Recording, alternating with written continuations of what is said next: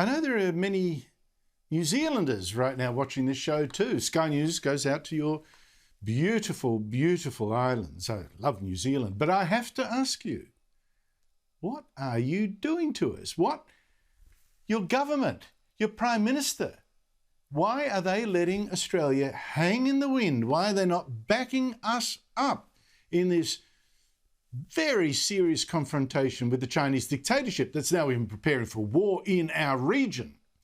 Your government's latest betrayal, its latest pandering to this tyranny is this: New Zealand refusing to join 14 other countries, democracies, including your own allies, Australia, Britain, United States, Canada, won't join us in saying that the World Health Organization report on how this virus started is rubbish and that we need China to allow a proper investigation. Now, I'm talking here about the report from the team whose visit to China was very tightly controlled, a team that, despite all that, said, oh, no, this virus almost certainly did not escape from one of the 2 Chinese labs that, what a coincidence, worked on bat viruses like this in the very city, Wuhan, where this pandemic actually started. No, said this report, China is innocent. The virus came from bats via some animal we don't know. That's the most likely explanation. In fact, it said it might have even started outside China and then, hitchhiked in on frozen food, which China's been claiming. It's preposterous, but it's been claiming that to dodge responsibility for 3 million deaths around the world. Now, New Zealand would not join Australia and all those other democracies which said clearly this report is rubbish. New Zealanders, your backstabbing government said today it would not sign this joint letter that we signed, saying, no, it wants an independent analysis to ensure it understands the science before making any comment. I tell you what, a cop-out. In fact, New Zealand has plenty of time to check the draft of that report. And what's more, what's there to check? Even the head of the World Health Organization himself said on Tuesday his own report could not be trusted, had to be redone. His own organisation put out a statement calling for more work to be done on all the hypotheses on how this virus started, including a leak from a Chinese lab. Now, I'm actually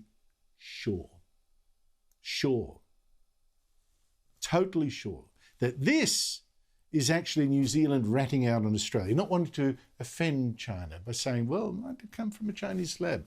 This is New Zealand sucking up to the Chinese dictatorship because this follows a pattern, a shameful pattern.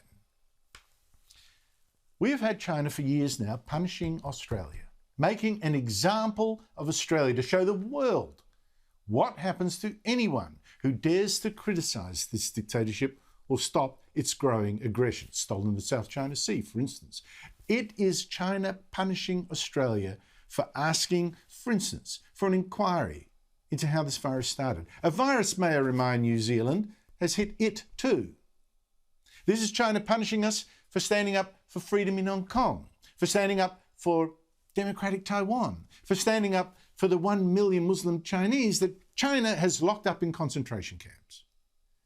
And it's punishing us for standing up for freedom.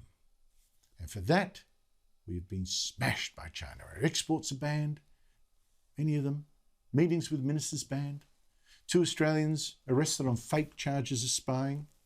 Our soldiers smeared with a doctored photograph actually sent by China's foreign ministry around the world of an Australian soldier cutting a boy's throat. And may I ask what New Zealand has done while Australia is getting punished for standing up for freedom, which includes New Zealand's freedom? New Zealand sold us out. It has blamed us for the democracy bullying us.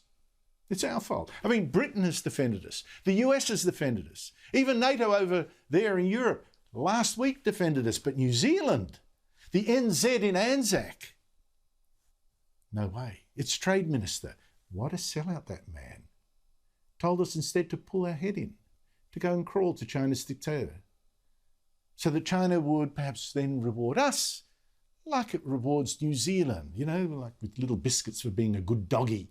that upgraded free trade deal it gave New Zealand just last January.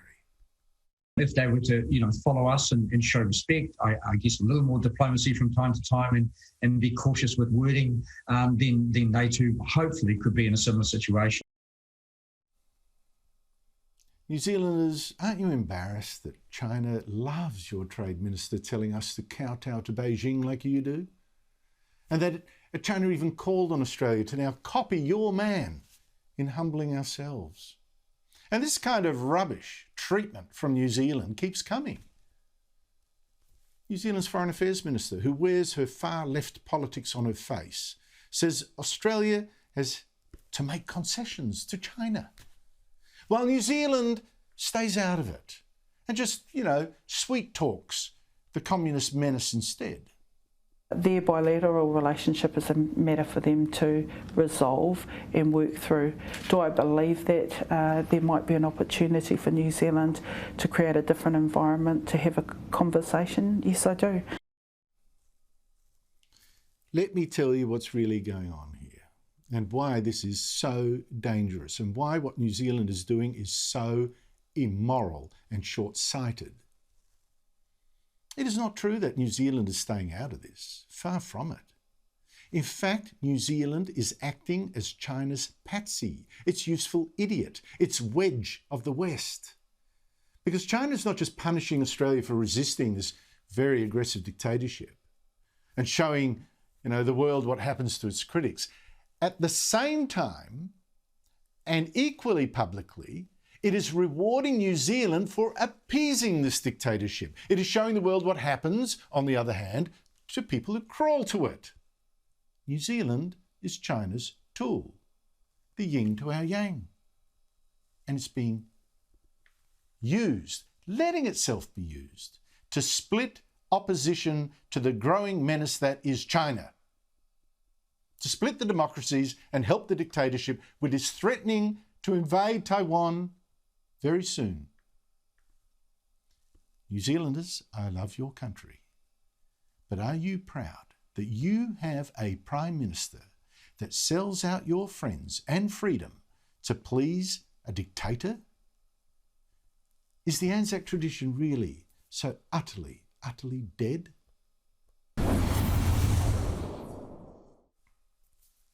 One final thought about China, another scary development. As you know, the last two Australian foreign correspondents in China had to flee the country last year. We reported that here. Now, it was clear that to them they could be the very next journalists to be arrested for telling the world the truth about that tyranny. And now Britain's BBC has had to pull out its correspondent as well. Also, his journalist wife has been pulled out by her Irish employers. John Sudworth fled after the harassment by secret police of him and his wife and his family got extremely serious. It won't come as any surprise to you that as a result of my reporting over the last few years on subjects that you've mentioned there, Xinjiang, the origins of the virus, Hong Kong, those sorts of sensitive stories for China, we have come under increasing pressure from the authorities. But that has really intensified in recent weeks and months, including a pretty intense propaganda campaign targeted not just at the BBC, but at me personally and at my reporting. We have faced legal threats and increased surveillance and harassment whenever and wherever we try to film. So let's not let this bullying, this attempt to censor and silence work. Let me now show you one of the reports, or some of it, that made China think that this journalist had to be menaced and threatened and silenced. The report by Sudworth on one of the many concentration camps that Muslim Uyghur Chinese have been sent to, locked up in, one of the many that have been cleaned up just to fool journalists from the West. China used to deny that these places exist. But now we're being given a tour. The message? These are schools, not prisons. 他们受到一定的极端思想感染以后，为了就是把自己思想里面的极端思想的感染程度去除。But the more we ask, have you been convicted of a crime? 我没有犯罪，我就是犯了错。 How often are you able to pray here? 国家法律规定，学校公共场所，公共场所不能从事宗教活动。 The more evidence we try to gather of our own, the more questions there are. Sudworth is a smart journalist. He wouldn't be fooled. No wonder China was upset, because he later discovered just how far China went to make that concentration camp that he went to look like a holiday camp. In some of the places we're being taken to, the satellite images show that the internal security fencing and what look like watchtowers were taken down shortly before the tours for journalists began. And empty exercise yards have been transformed into sports facilities. The Nazis used to play that same trick with journalists and officials with its concentration camps. Cleaned up one and said, look, it's beautiful. John Sudworth, that's a BBC correspondent putting his freedom on the line to bring the West the truth about this genocidal dictatorship. But New Zealand has a government that won't even say boo. Instead, it sucks up to this very same regime in exchange for a bit of money. And it leaves it to braver countries like Australia to do the fighting and to take the pain.